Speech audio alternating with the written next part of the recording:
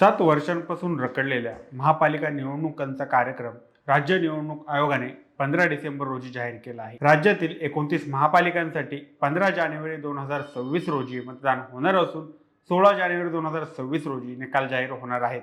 या निवडणुकांपैकी 27 महानगरपालिकांची मुदत संपलेली आहे, तर जालना आणि इचलकरंजी या 2 महापालिका नव्याने स्थापन झाल्या आहेत। निवडणूक कार्यक्रम जाहीर होताच राज्याच्या राजकारणात हालचालींना मोठा वेग आला आहे। राज्यात सत्तेत असलेल्या महायुतीने गेल्या अनेक महिन्यांपासून सुरू असलेले मतभेद बाजूला ठेवत या निवडणुका महायुतीच्या बॅनरखाली एकत्र लढवण्याचे संकेत दिले आहेत। भाजपसाठी बृहन्मुंबई महापालिका जिंकणं अत्यंत महत्त्वाचं मानलं जात आहे। ही निवडणूक भाजपा स्वबळावर जिंकू शकणार नाही असं तज्ज्ञांचं मत आहे। भाजपला एकनाथ शिंदेशिवाय मुंबई मिळणं अशक्य आहे का?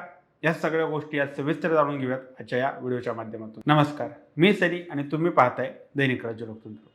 15 डिसेंबर 2025 रोजी सायंकाळी 4 वाजता निवडणुका जाहीर झाल्या। यानंतर काही वेळातच मुख्यमंत्री देवेंद्र फडणवीस यांनी प्रतिक्रिया दिली। स्थानिक स्वराज्य संस्थांच्या निवडणुका महायुतीच्या बॅनरखाली लढवण्याचा आमचा प्रयत्न आहे।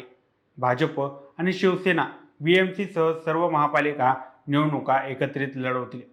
वेगवेगळ्या लढलो तर त्याचा फायदा विरोधकांना होईल, असं ते यावेळेस म्हणाले। उद्धव ठाकरे आणि राज ठाकरे एकत्र आले किंवा नाही आले तरी भाजप आणि त्याचे मित्रपक्ष निवडणुका जिंकतील असा विश्वास त्यांनी व्यक्त केला। दरम्यान उपमुख्यमंत्री आणि शिवसेना नेते एकनाथ शिंदे यांनी काही दिवसांपूर्वी भाजपच्या राज्य नेतृत्वाविरोधात केंद्रीय गृहमंत्री अमित शहा यांच्याकडे तक्रार केली होती। त्यावेळी शहा यांनी हे प्रश्न आपसातच सोडवायचा सल्ला दिला होता। त्यानंतरच महापालिका निवडणुका एकत्र लढवण्यावर एकमत झाल्याचे सांगितलं जात आहे। याबाबत बोलताना शिंदे म्हणाले, भाजप आणि शिवसेना समान हिंदुत्वाच्या विचारधारेवर एकत्र आले आहेत। शिवसेना, उद्धव ठाकरे, काँग्रेस आणि राष्ट्रवादी म्हणजे शरद पवार गट हे आमचे समान विरोधक आहेत। त्यामुळे आम्ही सर्वजण एकत्रितपणे निवडणुका लढू आणि जागा वाटपाचा निर्णय समन्वयाने घेऊ। शिंदे शहा भेटीनंतर महायुतीतील मतभेद कमी होऊ लागल्याचं सांगितलं जातं। त्यानंतर 9 डिसेंबर रोजी नागपूरमध्ये शिंदे आणि फडणवीस यांची भेट झाली। याच काळात भाजपचे नेते रवींद्र चव्हाण यांनी दिल्लीतील अमित शहा यांची भेट घेतली। परतल्यानंतर त्यांनी शिंदेंबरोबर बैठक घेतल्याचं समजत आहे। यानंतर फडणवीस, शिंदे आणि अजित पवार यांनी मुख्यमंत्र्यांच्या शासकीय निवासस्थानी एकत्र नाश्ता केला। तसेच 8 ते 14 डिसेंबर दरम्यान नागपूर येथे झालेल्या विधानसभेच्या हिवाळी अधिवेशनातही मतभेद दूर करण्यासाठी अनेक चर्चा झाल्या। याआधी 2 डिसेंबर रोजी स्थानिक स्वराज्य संस्थांच्या निवडणुकांच्या पार्श्वभूमीवर पक्षफोडीवरून महायुतीत वाद निर्माण झाला होता। या वादामुळे फडणवीस सरकारच्या प्रतिमेला काहीसा धक्का बसला। त्यामुळे भाजपच्या राज्य आणि केंद्रीय नेतृत्वाने युती अधिक घट्ट करण्याचा निर्णय घेतल्याचं सांगितलं जात आहे। आता BMC भाजपसाठी इतकी महत्त्वाची का आहे असा प्रश्न पुढे येतो। BMC निवडणूक भाजपसाठी प्रतिष्ठेचा विषय आहे। शिवसेनेची जवळपास 3 दशकांची सत्ता संपवणे हे भाजपच्या नेतृत्वाचे उद्दिष्ट मानलं जातं। 2017च्या BMC निवडणुकीत शिवसेनेने 84 तर भाजपने 82 जागा जिंकल्या होत्या। त्यानंतर भाजपने शिवसेनेला बाहेरून पाठिंबा दिला होता। तसेच 2019च्या आधी झालेल्या महापालिका निवडणुकात भाजपने 27 महापालिकांमधील 2736 पैकी 1099 जागा जिंकल्या होत्या। भाजपला 31.3% मते मिळाली होती।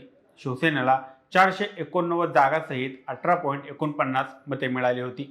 7 वर्षांनंतर जाहीर झालेल्या महापालिका निवडणुकांनी राज्यातील राजकारण पुन्हा तापवलं आहे। 15 जानेवारी 2026 रोजी मतदान आणि 16 जानेवारी 2026 रोजी निकाल जाहीर होणार असल्याने सर्वच पक्ष तयारीला लागले आहेत। सत्ताधारी महायुतीने मतभेद बाजूला ठेवून निवडणुका एकत्र लढवण्याचा निर्णय घेतला असून तो त्यांच्यासाठी राजकीय गरज ठरला आहे। विशेषतः बृहन्मुंबई महापालिका म्हणजे BMC ही निवडणूक भाजपसाठी केवळ सत्ता नव्हे तर प्रतिष्ठेची लढाई आहे। स्वबळावर BMC जिंकणे भाजपसाठी अवघड असल्याने शिवसेना, शिंदे गट आणि इतर मित्रपक्षांचा पाठिंबा अत्यावश्यक ठरतो। त्यामुळेच महायुतीत एकत्र ठेवण्यासाठी केंद्रीय पातळीवरून हस्तक्षेप करण्यात आलेला आहे। दुसरीकडे विरोधकांनाही ही निवडणूक अस्तित्वाची आणि ताकदीची चाचणी ठरणार आहे। विशेषतः BMC वर पकड ठेवण्यासाठी उद्धव ठाकरे यांची शिवसेनेसाठी आणि लढाई निर्णायक ठरेल। एकूणच आगामी महापालिका निवडणुका केवळ स्थानिक स्वराज्य संस्थांसाठी नसून राज्यातील भविष्यातील राजकीय समीकरणे ठरवणाऱ्या ठरणार आहेत. महायुतीची एकजुटी टिकते का आणि बीएमसीचा किल्ला कोणाच्या हाती जातो याकडे संपूर्ण राज्याचं लक्ष लागलेलं आहे. बाकी याबाबत तुम्हाला काय वाटतं आम्हाला कमेंट करून नक्की कळवा आणि जर दैनिक राज्य चॅनलवर नवीन असाल तर चॅनलला नक्की सबस्क्राईब करा. धन्यवाद.